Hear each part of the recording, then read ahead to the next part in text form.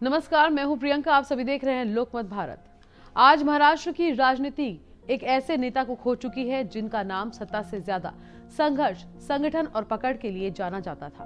वो नाम है अजीत पवार, जिन्होंने 13 साल में 6 बार महाराष्ट्र के उप मुख्यमंत्री की जिम्मेदारी संभाली और जो राज्य के सबसे लंबे समय तक गैर लगातार उप मुख्यमंत्री रहे। बुधवार को एक विमान हादसे में 66 वर्ष की उम्र में उनका निधन हो गया।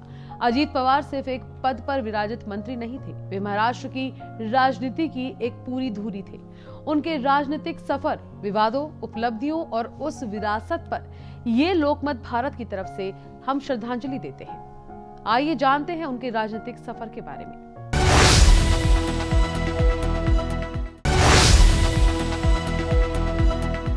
महाराष्ट्र की राजनीति में कुछ नाम सिर्फ कुर्सी तक सीमित नहीं रहते, वे पहचान बन जाते हैं। अजीत पवार उन्हीं नामों में से एक थे। 22 जुलाई 1959 महाराष्ट्र के अहमदनगर जिले में जन्मा एक साधारण सा लड़का जिसका भविष्य असाधारण होने वाला था। अजीत अनंतराव पवार एनसीपी प्रमुख शरद पवार के बड़े भाई अनंतराव पवार के बेटे। देवली प्रवर से शुरुआती पढ़ाई, माध्यमिक शिक्षा महाराष्ट्र बोर्ड से पूरी की। पढ़ाई भले ही सीमित रही, लेकिन राजनीति की समझ गहरी होती चली गई। साल 1982 महज 20 साल की उम्र में अजीत पवार ने राजनीति की दुनिया में कदम रखा। एक चीनी सहकारी संस्था का चुनाव, यहीं से शुरू हुआ सत्ता तक पहुंचने का लंबा सफर। 1991 में पुणे जिला सहकारी बैंक के अध्यक्ष बने और पूरे 16 साल तक इस पद पर रहे। उसी साल बारामती से लोकसभा पहुंचे, लेकिन चाचा शरद पवार के लिए सीट छोड़ दी और फिर महाराष्ट्र विधानसभा, जहां से उन्होंने कभी पीछे मुड़कर नहीं देखा।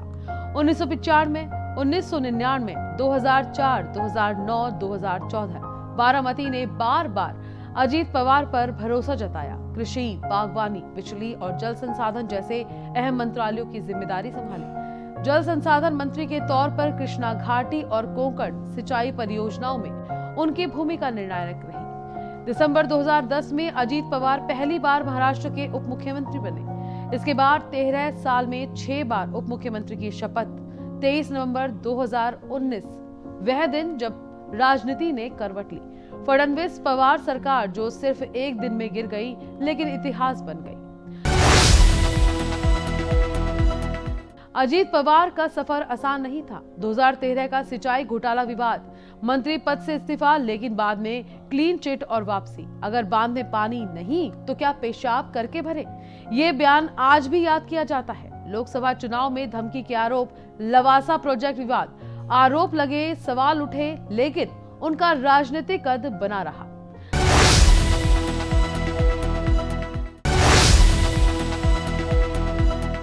अजीत पवार को एक सख्त प्रशासक, मजबूत संगठनकर्ता और जमीनी नेता माना जाता था।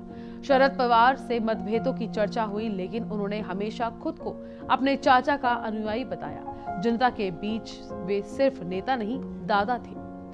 28 जनवरी 2026 एक विमान हादसा और महाराष्ट्र की राजनीति अचानक स्तब्ध हो गई। नेता चला गया है, लेकिन उनकी राजनीति इतिहास बन जाती है। अजीत पवार एक नाम नहीं, एक युग। अजीत पवार का जाना महाराष्ट्र की राजनीति के लिए एक अपूरणीय क्षति है। हम ईश्वर से प्रार्थना करते हैं कि दिवंगत आत्मा को शांति मिले और उनके परिवार को इस दुख को सहन करने की शक्ति। लोकमत भारत परिवार की ओर से उनको श्रद्धांजलि। नमस्कार।